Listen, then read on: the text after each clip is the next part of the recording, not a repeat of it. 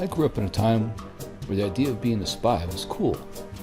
It was the Cold War and all. And back then, the idea of traveling the world and fighting for freedom, armed only with your dashing good looks, tailored suit, and your faithful Walther PPK, just seemed like the most awesome thing ever, right? Well, you might have to seduce a Russian spy or two. I mean, only the beautiful ones, of course. But this was for freedom. What better job could there possibly be? It was a beautiful daydream for a while.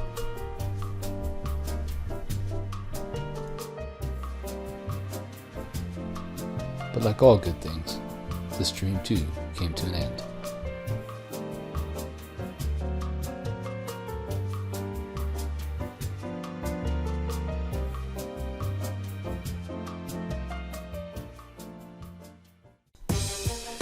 It seems there was a new kid in town, and its name was technology, and it could seduce anyone, and it did. No guns required. Being a spy became a desk job, and technology became the object of desire that everyone wanted, with nations around the world vying for her hand, hoping to control her. But they couldn't control her. In fact, the girl got around.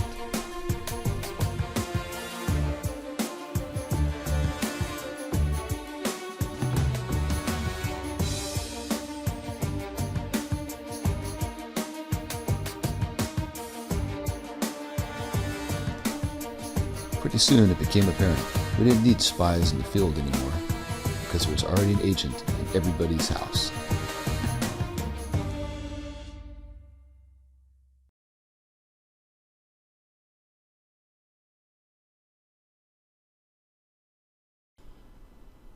I want to go on a little bit of an internet surfing safari from here.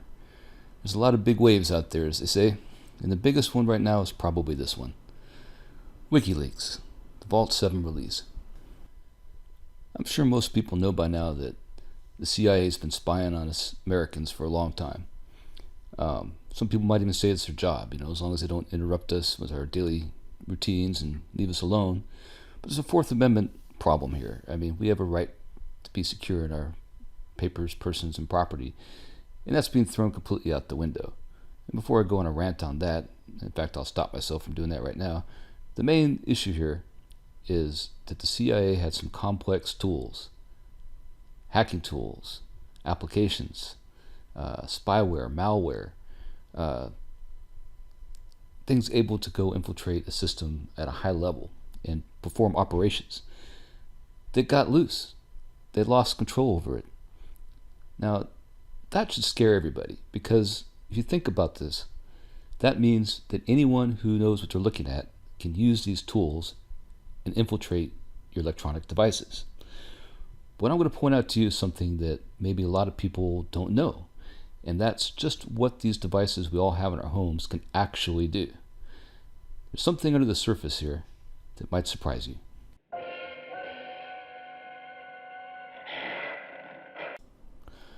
Hopefully by now you've heard of the Internet of Things, how every single device is attached to the internet. They don't know your smart TV listens to you, but it also watches you. This reporter from CNN's all shocked that the TV's watching her, but what if you go in virtual world, like virtual reality in the Oculus? You can do that, right? No, that doesn't work. Got you there too. Luckily, I have an escape plan.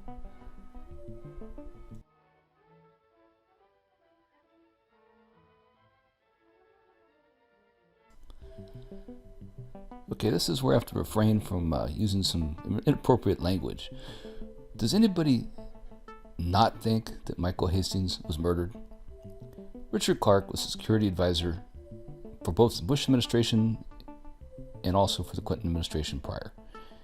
He knows these things. He said so the day he saw it. DARPA showed, like in 2010, this is actually a link from 2015 from Popular Mechanics, I believe it was, and it's showing you how the OnStar can go ahead and hijack a car through your OnStar. What's interesting about that is, well, a lot of things. But you see these things and you say, well, how is it that this happened and we just we just were oblivious to it all this time.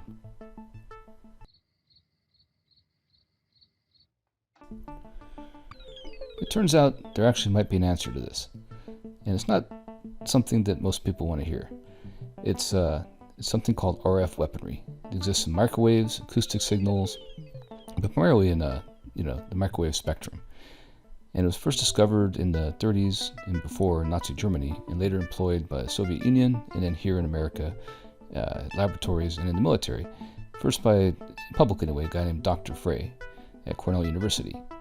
And there's a short video that's going to follow this, and I encourage you to check it out. Basically, it's talking about hypnotizing people remotely via electrical signals. What's kind of scary is the only symptom that you would have is tinnitus, ringing in the ears. Now, I know, you're probably saying to yourself, this guy's got to be high. What's this guy on?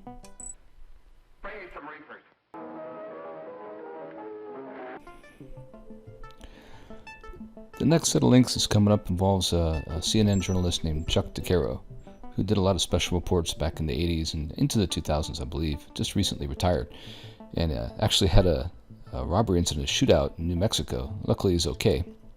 The video that's going to come right after is a series of special reports dealing with RF weaponry from 1985. And I saw these live time, and actually, as coincidence would have it, in 1985 or early 1986, I was involved in an RF weaponry experiment where the very things that he's talking about in this report, where they can actually transmit things into the brain and see images. And in my case, I was able to, wasn't seeing anything. I was basically blinded with blue light flashing and unable to really function at all. I mean, basically stopped all my motor functions. But he talks exactly about it in this segment. So if you watch no other video, this is on Vimeo and some other things, watch this one.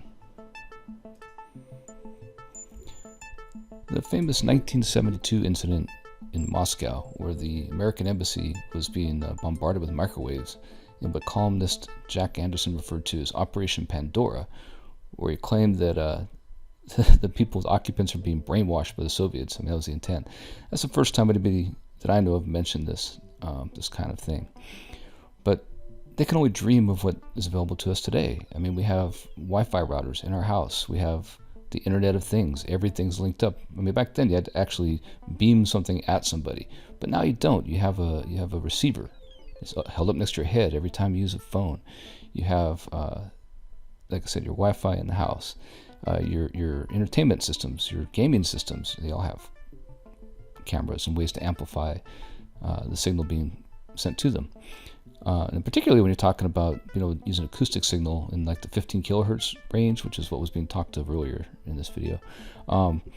This is probably the most interesting thing. We're talking about AI here, and this is a sentient world simulation where they are modeling every single person on Earth, starting from 2007, at least that we know of, and making a giant sim game, basically. And to me, it's the most amazing thing because they're modeling every human being on Earth and trying out different games on them. And when Snowden revealed all that he revealed in this NSA leaks, people missed the big point. The big point was not only that we're being spied on and are gathering all this metadata, but it's being done for sentient world simulation. Now, when you put all this together, these aren't people doing this. You have an AI that runs all the metadata for the NSA. You have artificial intelligence that obviously was running everything for the CIA. You have an AI running for Google. You have an AI, on your Siri, on your phone. But the big ones, the ones that are really, really being researched and explored right now, those represent the dangers that we see in the future. That may be a little far-fetched, so I'm going to leave it there for today. But remember, it's not paranoia when they really are out to get you.